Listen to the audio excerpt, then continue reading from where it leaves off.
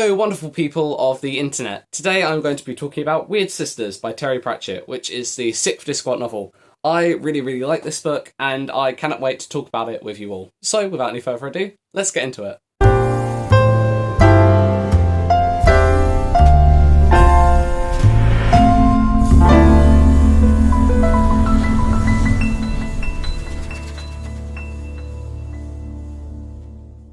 Okay, so for spoilers for this book, you know the drill. If you want to read it, if you're going to read it, if you haven't read it, all that jazz, then click off now and come back later if you want. Okay, you've been warned. So, Wyrd Sisters, what is this about? It's a Shakespeare spoof. It's Terry Pratchett spoofing several Shakespeare plays. I couldn't tell you which exact ones. I felt elements of Hamlet and Macbeth in here, but I'm sure there were plenty more that a more well-versed Shakespeare reader could pick up on. Those are the ones that I noticed. But this is a spoof on those. It features 3 recurring Discworld characters, which is the Coven of Witches in Lancre, that is Granny Weatherwax, Nanny Og, and Margaret Garlick. And basically they get involved in politics when the royal baby and son of the recently murdered king ends up in their care, and it's about what happens with the child, what happens with them as they're affected by this new and less nice, shall we say, king takes power, all that jazz. It's really good. So, what were the best things about this book? I want to start this off by saying that in my equal rights review, I said that I didn't fully understand the hype around Granny Weatherwax. I really liked her as a character, but I couldn't really pin her down. I couldn't really tell you what she was about. That might have been because I had read the book quite a while before I did the review, so my memory might have not been the best, or that might have not been the case. But in this book, she was the best bit. She was the best bit of this book. I knew exactly who she was, and she's mean. She's a really nasty, quite mean person. But she does good. She is a good person deep down, and I love seeing her interact with these other 2 characters who weren't in equal rights, which are Nanny Og and Margaret Garlick. Nanny Og, this is the Coven, by the way, is kind of a play on the crone, mother and maiden idea of the 3 witches. So Granny Weatherwax is the crone, Nanny Og is the mother. She's got a whole tribe of children. She's really good. And Margaret Garlick, who is the novice witch, who put the Coven together and is basically being educated by the 2 elderly witches, and she was delightful too. But I loved seeing Granny Weatherwax butt heads with these characters, because Nanny Og is a lot more relaxed with how she approaches witching and just kind of at life in general, whereas Granny Weatherwax has very strong opinions and is very uptight, so she butts heads with Nanny Og a lot. And Margaret Garlick is a modern witch, and she's more like the nature witch. She's got like loads of jewelry, and she likes to think of she uses plants and stuff, and she likes candles and incense. She's that sort of thing. And that means that Nanny Og's very minimalist and simplistic approach to witchery clashes with Margaret's very traditional and kind of formulaic, process-based approach to witching is different to Granny's, so they butt heads over that a lot. But these 3 characters, being so well-defined, they have very strong characters. They've got very strong personalities, and it was just delightful to see them play off of each other. But away from the 3 main characters of this book, the rest of the characters were also delightful. I really liked Tom John, who was King Varence's son. King Varence is the deceased king who is now a ghost, and he is travelling with a group of actors and is being raised by the leader of the acting troupe, but mainly by a dwarf called Hwel, who is the playwright of the group. And their bits were wonderful, and I didn't expect theatre to be as big a part of this book as it was, but I loved Hwel for how he had all these different ideas, and there were lots of different references to people like Charlie Chaplin and some other people. I think it was Laurel and Hardy were the other ones. There were loads of references to those, and they were building a disc, which is like Shakespeare's theatre in London. Just that whole thing, it was really good. I loved that side of the story. I loved the theme of words and their power in this story. That's a theme that I wasn't expecting. This book is a lot about how words can alter how people perceive history, can alter people's perception of reality. It was really good. And then with the bad guys of this story, which are the Duke and Duchess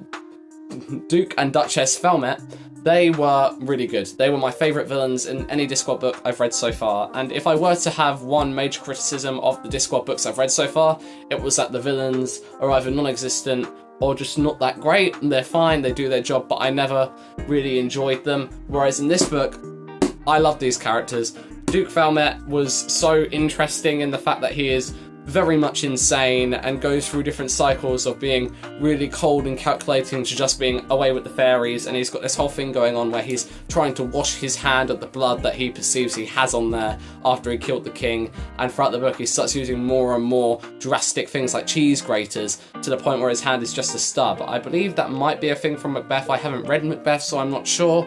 That it seems like such a good idea that I'm willing to believe that Pratchett thought of it, but I'm also willing to believe that someone thought of it before, so I think it was in Macbeth. If you know, leave down below. But that was really interesting. I really liked him. And then Lady Thelmet being the real brains behind this whole thing. She's the driving force in their kind of evil, in their evil ways. It was her idea to kill the king. She's the one who is kind of pushing her husband forward. She was very intimidating. And at the end, Granny Weatherwax used Hedology to kind of bring down all of her walls of guilt. Basically all the things that she kept bottled up, she let them all out, Granny did. And then Lady Thelmet kind of stumbles for a bit and then just pulls herself together and she's like, so what? I know that's there. It's not going to stop me. I like hurting people. And it was great. And they all had fitting fates. And it was awesome. Death was in this book. Death was amazing. The ghosts were good. Basically, every character-based bit of this story was impeccable. As far as the plot goes as well, I really, really liked this. I was very invested in the major conflict, which is the Duke and Duchess Thelmet not loving the country that they're in. They don't love Lancre. So the whole point about them being a problem was that kings and just monarchs in general kill each other all the time to get power, but they usually do it because they want to rule the country, because they love the country and they want to have leadership of it. Duke and Duchess Thelmet just did it because they wanted power. They don't love the country, and that means that the country itself, it's as a living organism, is repelling them. It wants them out. And so that was really interesting, and I loved seeing Granny, especially, who was very much like, no, we do not meddle in these matters, slowly, kind of, as she saw the people turn against her and the respect for witches in general start to deteriorate from the manipulation of the Thelmets. I loved seeing her eventually decide, no, actually, we're not having this, we're getting involved. That was really good, and I loved it. It was just such a great plot. Touching on Granny again, there are very few book characters where I have felt genuinely afraid of them. Another example of me being afraid of a character was Leo Bonhart from The Witcher. And then if someone asked me, list the scariest characters in literature, I'd say Leo Bonhart, who is a murderer and a pervert and just a horrible man. And then I would then say Granny Weatherwax, who is none of those things. But God, when she gets angry in these books, it's written in such a way that you know she's powerful. She very rarely uses magic, but you know that she could just reduce whoever is insulting her into like a bubble of ooze, and the anger inside of her whenever she's been slighted is so tangible that even though she's the good guy, I was afraid for whoever she was in the way of her, because she is such a force of nature, and I love it. I love it so much. I also forgot to mention the Fool earlier on. There's a bit of a romance in this story between Magrat and the Fool, who eventually becomes king. I did see that coming. I felt quite clever. I was like, I think the Fool might actually be Verence's son. And then it turns out that he wasn't Verence's son, but he was the child of an affair between the Queen and his dad. His dad wasn't important. But then he becomes king. But there was a romance between him and Magrat, and it wasn't resolved. Like, I was fully invested. Like, it wasn't like insta-love. It was initially, but they were conflicting. She didn't like how he was subservient to the Duke, and he felt kind of unwanted because Magrat was belittling him a lot and constantly kind of avoiding him. And so eventually they kind of came to a point where I was like, maybe they're going to get together. I can see them being happy. And then it was just left. We didn't see what happened. We don't know what's going on with them. And I hope that he's in the next few books, because I know Magrat is, so he better stick around, because I want this romance resolved, please. Because, I mean, I finished this book and I was like, hang on a minute, I missed something. Surely I missed something. Because surely something has come out of this romance, and then there was nothing. And I was just like, I want more. So that was brilliant. Terry Pratchett has not written a romance yet, which I've been properly, fully invested in. Actually, I did ship Rincewind and Conina the Barbarian in Sorcery, but they didn't get together. But I did think that, hey, they could be a cute couple. But in this, and it was canon as well, them being interested in each other, I was so invested, and I just cannot wait to see more of them. I hope there's more of them, otherwise this is going to be a problem. I'm fairly certain that he'll turn up again, so it's all good. But basically, all in all, this is great. I love the world building elements as well. We don't need to go into that, it's Discworld. The world building is wacky, it's wonderful. This has been all over the place. I haven't had notes for this. I've just been kind of spewing all of my praise for this book, of which there is a lot. I like this book a lot. Actually, I'm not sure yet, but I think this may be my favourite Discworld book yet. I'll let you see the cover. I mean, look at that. That's a scene from the book as well. So when that was happening, I was like, that's the bit from the cover. But yeah, I think this might be my favourite one so far. The characters were so good. There wasn't a single subplot that I wasn't interested in. With Reaper Man, which is my previous, possibly still current favourite Discworld book, I love the death subplot, and the wizard subplot is good. I don't hate it as much as some, but I know that some people don't like it, and it's definitely inferior in quality to the death bit. But I do really like that book, and I am so I'm not going to hold that against it just because I like the book a lot. But in this, I was partial to the witches subplot just because I really like the witches, but realistically speaking, all the subplots were of a similar quality. So this, objectively, is probably the better Discworld book. I'm not sure whether subjectively for me it is, but we'll go to the tier list now, and I'll see whether I need to rejiggle any of my ratings. Okay, so we're back on the Discworld tier list. Let's take a look at everything on here. So in S tier right now, we've got Reaper Man at the top, followed by the Amazing Maurice and his Educated Rodents. Then A, we've got Sorcery and Hogfather. B, we've got Equal Rights, More, Colour of Magic and Soul Music. And then in C, we have got The Light Fantastic. And right now, I would stand by all of these. I'm not going to jiggle any of these around, but we come to S tier with, let's find out, Wyrd Sisters. So let's put it in the D and we'll move it up. So, excuse the Amazon ad here. So, Wyrd Sisters, where do I put it? As I said, I'm not really sure about whether I prefer this to Reaper Man yet. It's definitely better than the Amazing Maurice, but do I put it higher than Reaper Man? Or I think I will. Now, I love Reaper Man. This was my entry point to Discworld, and I just genuinely loved that book. It was my favourite book until now, and I'm not sure whether...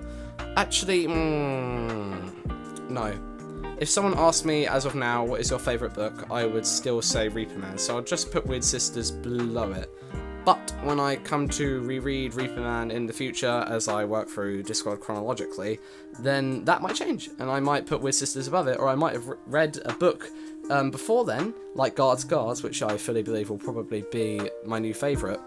May take the top spot, but Wyrd Sisters will still maybe overtake Reaper Man in general. But let's take a look at the tier list just quickly before I click off. That's it. That's where we are with the Discworld ratings.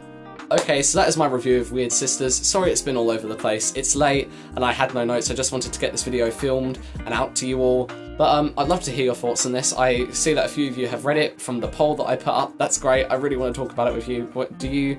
How do you rate this on the scale of the Witches series and Discworld in general? I rated this 5 stars. I rate a lot of the books 5 stars, but this was a 5-star 5-star. This was more than just that I really like this book. This was this book is genuinely really good. So I loved it, and I cannot wait. I cannot wait to have more books with Granny Weatherwax and the Coven in general, because now that Terry Pratchett seems to have found his footing with Granny especially, I just cannot wait to see more of these characters. I'm also really excited because after Pyramids, which is one of the lower rated Discworld books, so I'm kind of apprehensive going into that because this was such a high and I don't want to drop in quality, but I'll read Pyramids soon after I finish Elantris by Brandon Sanderson, which is my first Brandon Sanderson book, by the way. But after I finish Pyramids, it's Guards, which is the first City Watch book, and that's meant to be the best subplot or sub-series of Discworld. So that's really exciting. I cannot wait to get into that.